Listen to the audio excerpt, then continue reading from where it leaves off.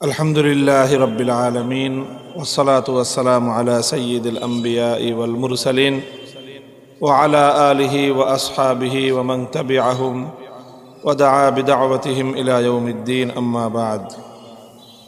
أصح الكتب الحديثية হাদিস শাস্ত্রের উপর যত কিতাব লেখা হয়েছে তার মধ্যে অনেক মুহাদ্দিসিনগণ তারা এই বিষয়টা উপর ভিত্তি করে কিতাব লিখেছেন যে তাদের কিতাবের মধ্যে কেবলমাত্র সহিহ হাদিস তারা জমা করবেন। এক একজন মুহাদ্দিস এক একটা দিক লক্ষ্য রেখে এক একটা দৃষ্টিভঙ্গিতে হাদিস জমা করেছেন। কেউ হাদিস জমা করেছেন যে তার কিতাবে অনেক বেশি হাদিস জমা করবেন, আবার কেউ হাদিস জমা করেছেন